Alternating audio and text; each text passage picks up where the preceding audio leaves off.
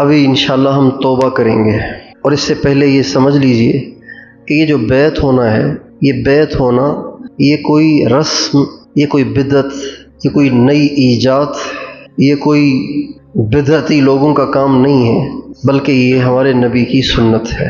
نبی کریم صلی اللہ علیہ وسلم کے زمانے میں 3 قسم کی بیعت لی جاتی تھی۔ ایک بیعت وہ لوگ کرتے تھے جو اسلام میں داخل ہوتے تھے، ایک بیعت میدان جہاد میں ہوتی تھی۔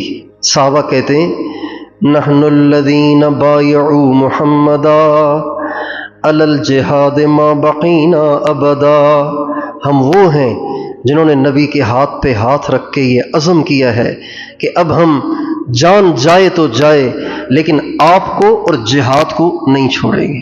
اور اس بیعت کا تذکرہ قرآن میں بھی ہے، لقد رضی اللہ عن المؤمنین اذ یبایعونک تحت الشجرہ ان الذین یبایعونک انما یبایعون اللہ ید اللہ فوق ایدیہم۔ یہ والی بیعت، یہ میدان جہاد کی بیعت ہے کہ اس موقع پہ ہمارے نبی صحابہ سے بیعت لیتے تھے کہ تم مجھ سے بیعت کرو کہ تم نے میدان نہیں چھوڑنا، ساتھ رہنا ہے۔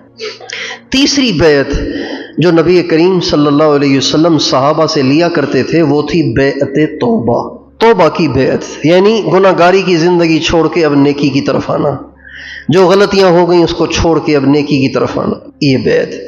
یہ جو مشائخ کے ہاں خانقاہوں میں جو بیعت کی جاتی ہے یہ وہ تیسرے نمبر والی بیعت ہے، بیعت توبہ۔ تو یہ ہمارے نبی کی سنت ہے اور یہ اللہ کے نبی کے زمانے سے چلی آ رہی ہے۔ نبی کریم صلی اللہ علیہ وسلم سے لے کر آج تک پورا ایک سلسلہ ہے، پوری ایک سند ہے جس کے ذریعے سے یہ بیعت کا سلسلہ چل رہا ہے۔ چنانچہ ہمارے سارے اکابر اس سنت کو نبھاتے چلے آئے، اپناتے چلے آئے، پھیلاتے چلے آئے۔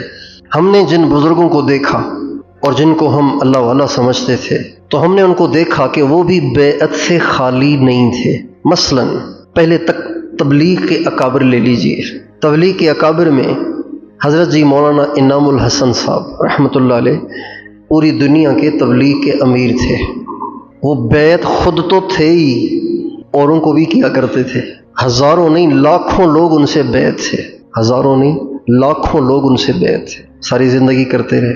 اور ایک بزرگ تھے حضرت مولانا سعید احمد خان صاحب رحمۃ اللہ علیہ، وہ خود بھی بیعت تھے۔ حضرت شیخ الحدیث مولانا محمد زکریا صاحب رحمۃ اللہ علیہ سے بیعت بھی تھے اور ان کے خلیفہ بھی تھے۔ حضرت مفتی زین العابدین صاحب رحمۃ اللہ علیہ ہمارے تبلیغ کے بہت پرانے بزرگوں میں سے تھے، وہ حضرت شیخ الحدیث مولانا محمد زکریا صاحب سے بیعت تھے بھی اور ان کے خلیفہ بھی تھے، اوروں کو بھی کرتے تھے۔ مفتی زین العابدین صاحب بیعت کرتے تھے، ہمارے کئی تعلق والے ان سے بیعت تھے۔ اسی طرح ہمارے تبلیغ کے بزرگوں میں سے ایک بزرگ تھے حضرت مولانا عبید اللہ بلیاوی رحمۃ اللہ علیہ، وہ بھی حضرت شیخ الحدیث مولانا زکریا صاحب سے بیعت بھی تھے اور ان کے خلیفہ بھی تھے، اور ان کو بھی بیعت کیا کرتے تھے۔ اسی طرح ہمارے پاکستان کی تبلیغ کے روح رواں حضرت حاجی عبدالوہاب صاحب، وہ بیعت تھے حضرت قطب الارشاد حضرت شاہ عبد القادر رائے پوری رحمۃ اللہ علیہ کے، اور ان کے خلیفہ بھی تھے۔ اسی طرح ہمارے تبلیغ کے ابتدائی بزرگوں میں سے ایک بزرگ تھے حضرت مولانا ظاہر شاہ صاحب رحمۃ اللہ علیہ، اور وہ بیعت کرتے بھی تھے، خود بھی بیعت تھے حضرت شاہ عبد القادر رائے پوری کے، اور انہی کے خلیفہ تھے اور خود بھی بیعت کرتے تھے۔ اور جو اس وقت تبلیغ کے امیر ہیں پاکستان کے حضرت مولانا نظر الرحمان صاحب، وہ خود بھی بیعت تھے حضرت خواجہ خان محمد صاحب سے، اور انہی کے خلیفہ ہیں اور آج بھی بیعت کرتے ہیں، ابھی بھی کرتے ہیں۔ ہمارے تبلیغ کے بڑے اکابر میں سے حضرت مولانا احسان الحق صاحب، وہ بیعت تھے حضرت شیخ الحدیث مولانا محمد زکریا صاحب سے، اور انہی کے خلیفہ ہیں اور خود بھی بیعت کرتے ہیں، ابھی بھی کرتے ہیں۔ ہمارے مولانا طارق جمیل صاحب، یہ بیعت تھے، یہ شاید آپ نے بات کبھی نہیں سنی ہوگی، یہ نئی انفارمیشن دے رہا ہوں میں آپ کو۔ مولانا طارق جمیل صاحب کو کبھی برا نہ سمجھنا، کبھی ان کے بارے میں زبان نہ کھولنا۔ اگر انہوں نے پی ٹی آئی کی تائید کی ہے تو اس کی وجہ سے وہ اللہ کے ہاں مردود نہیں ہو گئے۔ اگر علماء ان کے خلاف ہو گئے ہیں تو اس کی وجہ سے وہ اللہ کے ہاں مردود نہیں ہو گئے، وہ اللہ کے ہاں آج بھی مقبول ہیں۔ چاہے ان کو رائے میں بیان نہ بھی ملے تب بھی وہ اللہ کے ہاں مقبول ہیں۔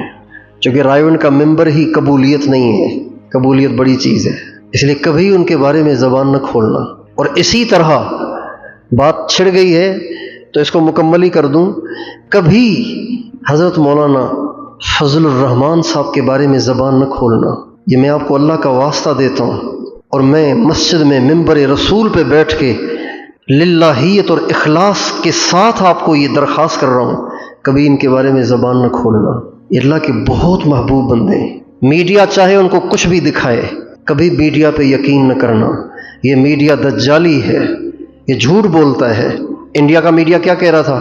کراچی پہ قبضہ ہو گیا، لاہور پہ قبضہ ہو گیا، اسلام آباد پہ قبضہ ہو گیا، تو کیا سب سچ تھا؟ اور یہی میڈیا ایک وقت تھا کہ نواز شریف کو اتنا برا کہا، اتنا برا کہا، اتنا برا کہا کہ اب تک بھی لوگوں کے دل مائل نہیں ہو رہے۔ اور یہی میڈیا جب برا کرنے پہ آیا تو پھر پی ٹی آئی کو برا کرنا شروع کر دیا۔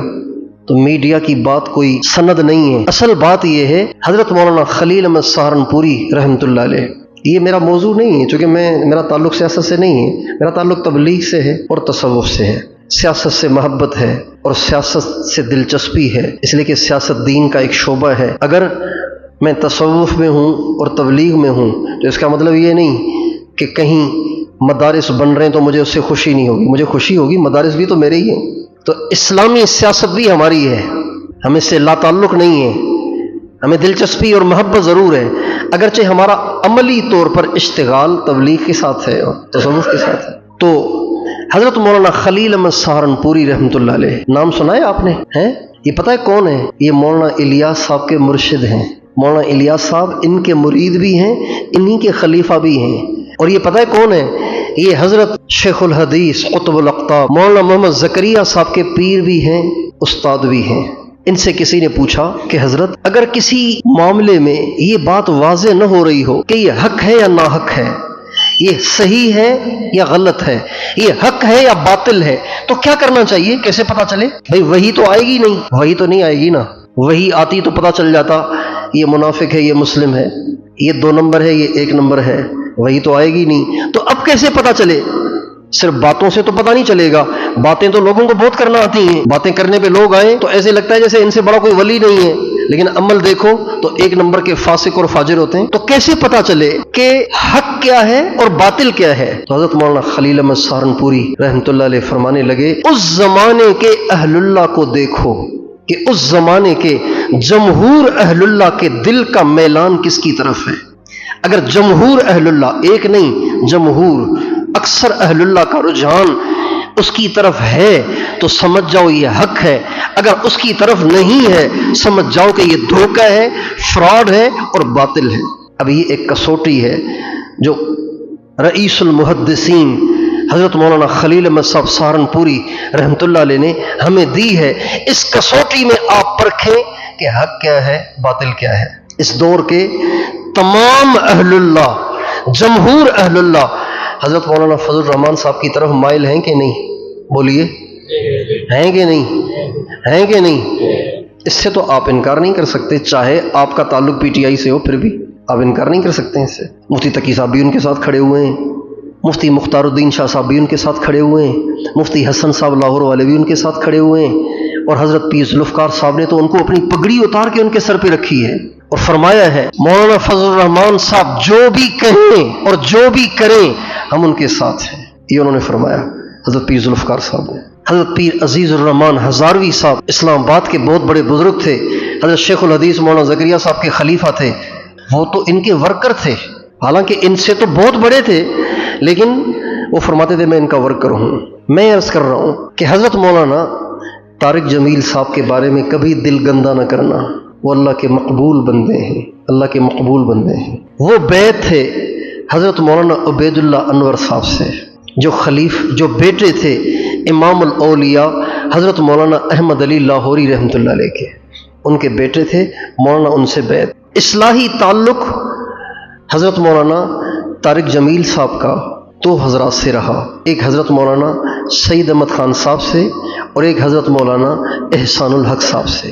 ان دونوں حضرات سے اصلاحی تعلق رہا، اور پھر خلافت جو ان کو دی وہ دی حضرت مولانا احمد علی صاحب لاہوری رحمۃ اللہ علیہ کے جو اجل خلیفہ تھے حضرت خلیفہ غلام رسول صاحب، انہوں نے ان کو خلافت دی، اور ان کو خلافت دی حضرت مولانا محمد یوسف لدھیانوی شہید رحمۃ اللہ علیہ نے، چاروں سلسلوں میں ان کے بھی یہ خلیفہ ہیں۔ اور شاہ عبد القادر رائے پوری رحمۃ اللہ علیہ کے خلیفہ اجل حضرت سید نفیس حسین شاہ صاحب نے بھی ان کو، مولانا طارق جمیل صاحب کو، چاروں سلسلوں میں خلافت دی۔ تو یہ اپنے زمانے کے 3 چوٹی کے بزرگوں کے خلیفہ ہیں۔ ہمارے تبلیغ کے ایک بزرگ تھے حضرت مولانا محمد احمد صاحب بہاولپور کے، وہ بیعت تھے حضرت شیخ الحدیث مولانا محمد زکریا صاحب سے، اور انہی کے خلیفہ ہوئے اور بیعت بھی کرتے تھے، انتقال تک بیعت کرتے تھے۔ اب ٹائم اتنا زیادہ ہو گیا کہ دوسری لائن کے بزرگوں کی تفصیل بیان کرنا مشکل ہو جائے گا، اس لیے اسی پہ اکتفا کرتے ہیں۔ اللہ تعالی ہمیں دین کے تمام شعبوں کی اہمیت کو سمجھنے اور ان کی تائید کرنے اور ان کے لیے دعائیں کرنے کی توفیق عطا فرمائے۔